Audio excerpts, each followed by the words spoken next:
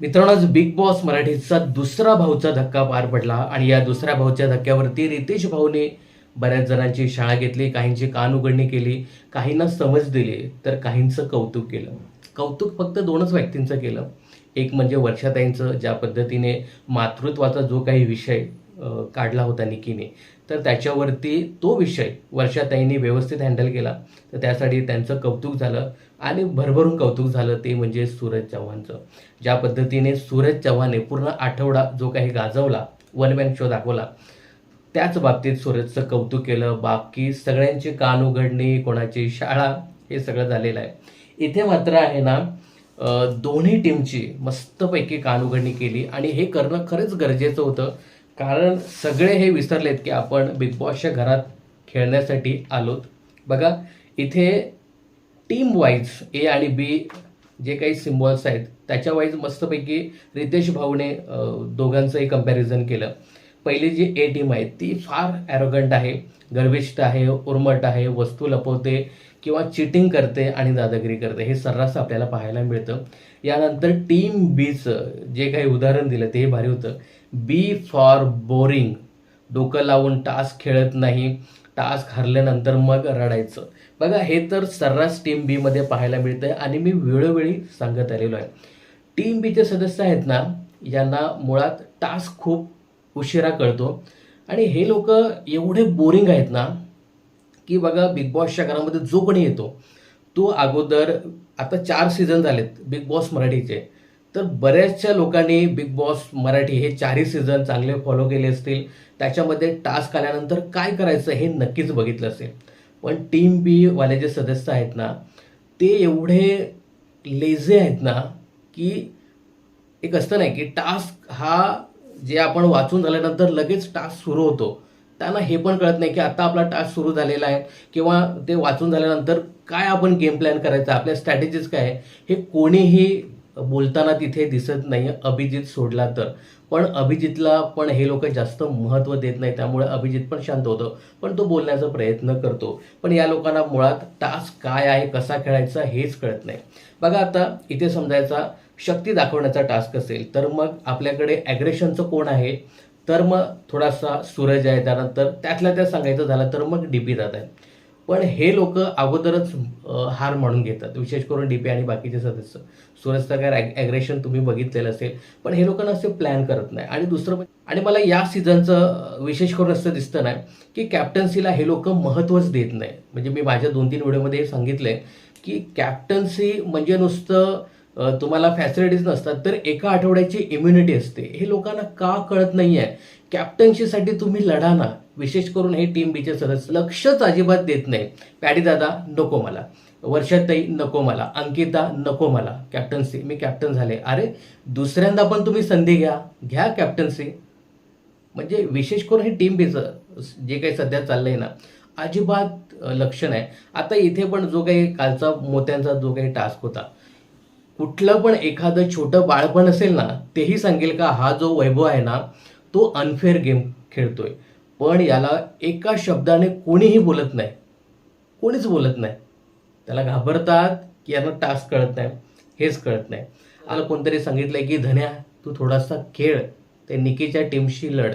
त्या धनंजय दादाकडनं खूप अपेक्षा आहेत की तो खेळावा. म्हणजे इथे पॅडी दादाला तरी सांगितलं रितेश भाऊनी की पॅडी दादा तुम्ही या आठवड्यात कुठेतरी दिसलात, पण धनंजय दादा त्या कॉमेडीतनं अजून बाहेरच येत नाहीये. एक एक जणाचं आता मी तुम्हाला वर्णन करतो. ती अंकिता वालावलकर, अंकिताला आज टोमणा मारला रितेश भाऊने की 11 खेळाडू खेळतात आणि एक जण कॉमेंट्री करतं ना, तर ती कॉमेंट्री करणारी ही अंकिता आहे. फक्त तिथे बसायचं त्या सोप्यावरती आणि बोलायचं. एखादा सदस्य तिथून जर बाहेर पडला की मग त्याच्याविषयी बोलायचं. विशेष करून अंकिताचं बोलणं आहे ना, ते अभिजितबद्दल असतं. अभिजित हा सदस्य आहे ना, तुमच्या टीममधील सगळ्यात जास्त डोका लावणारा सदस्य आहे, परंतु अंकिता त्याला जरा पण भाव देत नाही. तिला वाटतं की मीच शहाणी आहे त्या ग्रुपमध्ये. असं काही नाही. अभिजितला पण खूप कळतं, परंतु तुला त्याच्याकडनं काही समजूनच घ्यायचं नाही. हा तुझा मोठा प्रॉब्लेम आहे. त्यानंतर त्यांच्या ग्रुपमध्ये असलेली आर्या, आर्याला कोणाचं ऐकायचंच नसतं. योगिता आहे, योगिताला बिग बॉसच्या घरामध्ये थांबायचंच नाही आहे, त्यामुळे तीही त्या ग्रुपमध्ये जास्त काही हिस्सा घेत नाही. निखिल आहे, तो तो कुठेच नसतो. पॅडीदादा आहे, तो थोडासा समजून घेण्याचा प्रयत्न करतो, पण तो अंमलात आणत नाही. वर्षाताई आहे, पण त्या थोड्याशा सिनियर खेळाडू आहेत, त्यामुळे त्याही जास्त त्याच्यामध्ये लक्ष नाही. काय झालं ना, की प्रत्येकाचं तिथे त्या ग्रुपमध्ये बसतायत ते, पण प्रत्येकाचा एक कम्फर्ट झोन त्यांनी तयार केलेला आहे. त्याच्यातनं ते लोक बाहेर येत नाही. तो गेम समजून घेण्याचा ते लोक अजिबात प्रयत्न करत नाही. सगळेचे विखुरलेले आहेत. त्यांना एकत्र आणणार असं कोण मध्ये दुवा नाही त्यांच्यामध्ये. आणि त्यांच्यामध्ये ना ती स्पिरिट्स, ते काय आपण म्हणतो ना की स्पोर्ट्समॅन स्पिरिट आहे ना, ती जास्त दिसत नाही आहे त्या लोकांमध्ये. आणि मला या सीझनमध्ये आहे ना, सूरज शिवाय अजून असं कोणी दिसलाच नाही की त्याला त्या ट्रॉफीची भूक आहे. अजिबात नाही. म्हणजे अजून आपण असं, आता हा 20-22 दिवस झालेत, अजून असं वाटत नाही की हा ट्रॉफी जिंकेल, असं अजून कोणीच दिसत नाही.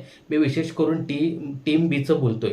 यांच्यामध्ये अजिबात ते गट्स नाही आहेत गेम खेळण्याचे किंवा एकत्र राहण्याचे. अजिबात गट्स नाही आहे त्यांच्यामध्ये. कोण कसंही खेळतंय. आता हा बघा, सूरजचा जो काही गेम होता, रितेश भाऊ बोलले की सूरजला तुम्ही सगळे उकसवत होता, तर ते उकसवत होतात हे पण आपण मान्य करायला पाहिजे. पण सूरज, तो जो काही गेम त्याने दाखवला, अख्खा महाराष्ट्रभर त्याचं कौतुक होत होतं. टीम बीच्या एका सदस्याने त्याचं कौतुक केलं, ते म्हणजे वर्षाताई. अगदी हात ठेवून त्यांनी कौतुक केलं. पण बाकी सगळे सदस्य, डीपी, त्यानंतर पॅडी दादापासून सगळे, तू असं नाही करायला पाहिजे, तू तसं नाही करायला पाहिजे. त्यावरती ती बाल्कनी आहे ना, तिथे हे लोक त्याला सगळे समजावत होते, पण त्याचं कौतुक केलं नाही. तुम्ही नाही कौतुक केलं तरी काय फरक पडत नाही. अख्खा महाराष्ट्र कौतुक करतोय.